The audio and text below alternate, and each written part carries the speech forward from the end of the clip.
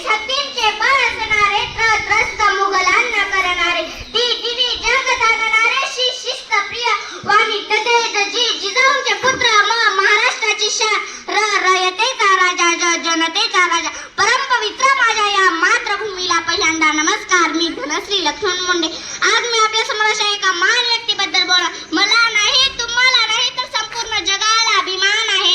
सह्याद्रीच्या खुशीतून एक हिरा चमकला, भगवाटी या चंदनाचा शिवडेरीवर प्रकटला.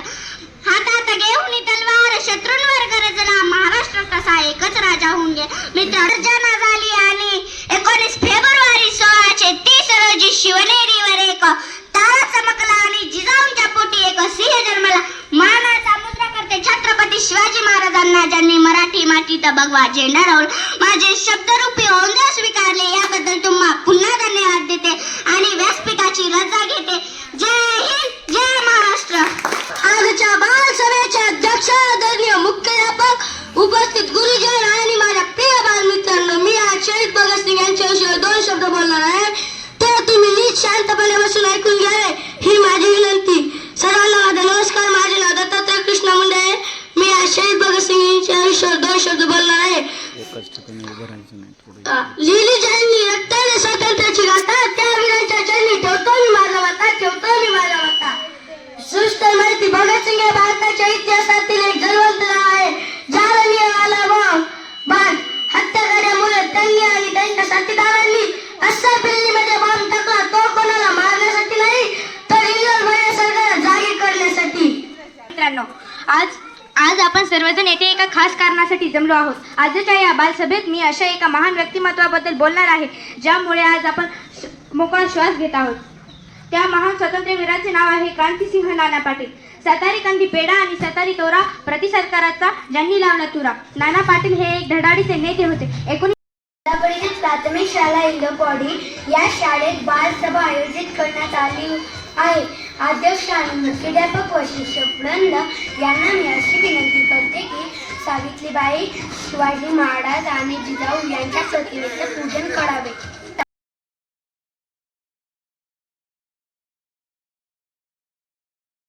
सावली समाजाला दिली ज्ञानाची सावली, धन्यती क्रांती ज्योती सावित्री मावली. धन्यवाद. सन्माननीय व्यासपीठ, वंदनीय गुरुजन वर्ग आणि माझ्या बालमित्रांनो, मी आज हिंदवी स्वराज्याचे संस्थापक छत्रपती शिवाजी महाराज यांच्याविषयी बोलणार आहे. ज्याचे हाती पोलादी ज्यांनी जोडले भारताचे कणकण. सविस्तरपणे सरदार पाटीलांना आपण लोकमन ओळखतो. स्वातंत्र्य मिळाल्यानंतर भारत पैशापेक्षा छोट्या मोठ्या संस्थानामध्ये विखरला होता.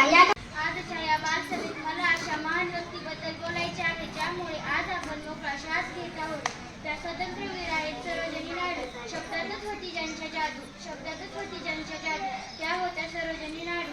त्या होत्या स्त्रिया चूल आणि मूल सोडून राजकारणात आणि देशकार्यात यशस्वी होऊ शकतात, हे ते त्यांनी दाखवून दिले. मित्रांनो, मला बोलण्याची संधी दिल्याबद्दल मी सर्वांचे आभार मानते. धन्यवाद. जय हिंद, जय भारत. तुझा भारत भारत प्रणाम मराठीचा, तू कैवारी जी, तू अस्मिता कीर्ती, तू अभिमान मातीचा, तू शिवबाचा मावळा. सर्वांना एकत्र कौतुक करावं तेवढं कमीच आहे. ही 4थी बालसभा आहे आणि जसं जसं बालसभा वाढत चालल्या तसं तसं विद्यार्थ्यांचं मनोबल पण वाढत चाललंय.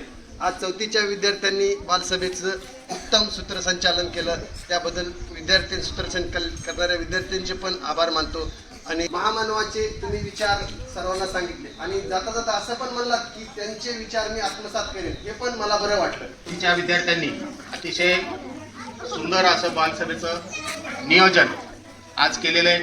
यामधून एखाद्या कार्यक्रमाचं नियोजन कसं करायचं हे सुद्धा आहे. त्या परिस्थितीमध्ये कार्यक्रम जर घ्यायचा आहे तर त्याचं नियोजन सुद्धा हेच विद्यार्थी करतात. पटकन या ठिकाणी विषय कसा चेंज करायचा किंवा दुसऱ्याला कोणता विषय द्यायचा, अशी संपूर्ण तयारी जी मुलं ह्या बालसभेपासून पुढच्या बालसभेची तारीखेपर्यंत तयारी करत असतात. आणि भाषण या ठिकाणी आणि आपण बोलतो ते दुसऱ्याला ऐकावं असं वाटलं पाहिजे, त्यांच्यावर प्रभाव पडला पाहिजे आपला, आहे का नाही. आणि तुम्हाला सांगितलं सरांनी की त्या ठिकाणी आपण बोलताना नुसतं असं सावधान मध्ये उभं राहून बोलायचं नाही, उभं टाळ्या पडतात का नाही.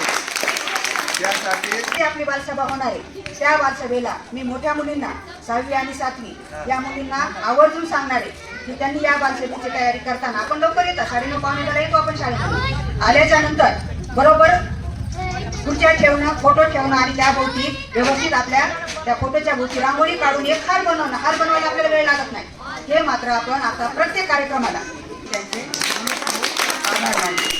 आणि हा झाली असताना इंग्रज सरकारने त्यांना नाराज काढली आणि आईचे निधन झाले, तेव्हा त्यांच्या मनात अन्य विरुद्ध पडलेली महाराष्ट्रीय आणि भारताच्या संविधानाचे शिल्पकार आहेत. केवळ देशाला त्यांनी स्वातंत्र्य मिळवावे म्हणून लढा दिला. 14 तयाच्या पाण्याने सत्याग्रह आणि काळारामध्ये प्रेम देशाला हे त्यांचे उदाहरण. शिक्षण विभाग आमच्या बालसभेत मला एका बोलायचे आहे, ज्यामुळे आज आपण मोकळा शेत घेत आहे. स्वातंत्र्य गांधीजींना आपण प्रेमाने बापू किंवा राष्ट्रपिता म्हणतो. जगभरात लोक क्रांतीसाठी बंदुका वापरत असताना गांधीजींनी सत्य आणि अहिंसा ही 2 शस्त्र वापरली. स्वातंत्र्य लढ्यातील योगदान अतुलनीय आहे. ते भारतातील पंजाब येथील होते. त्या जीवाभावाचे मित्र होते. लाला लजपत राय यांच्या मृत्यूचा बदला घेण्यासाठी इंग्रजी अधिकारी सावरकर सर अचूक राजगुरूचे बलिदान. महाराष्ट्र प्रेमी बालमित्रांनो, आज आपण येथे एका खास कारणामुळे जमलो आहोत. आजच्या या बालसभेत मला अशा एका महान व्यक्तीबद्दल बोलायचे आहे ज्याच्यामुळे आपण आतापर्यंत मोकळा श्वास घेतो. त्या महान क्रांतीवीराचे नाव आहे लाल बहादूर शास्त्री. मूर्ती लहानपणाच्या वर्ग आणि माझ्या देशप्रेमी बालमित्रांनो, आज मी बालसभेत एका महान क्रांतीवीराबद्दल बोलणार आहे ज्यांच्यामुळे आज आपण मोकळा श्वास घेत आहोत. त्या महान स्वातंत्र्यवीराचे नाव आहे चंद्रशेखर आझाद. दुश्मनांच्या गोळ्यांना आम्ही हसून सामोरे जाऊ, दुश्मनांच्या गोळ्यांना आम्ही हसून सामोरे जाऊ. आझाद होतो, आझाद आहोत आणि आझादच राहू.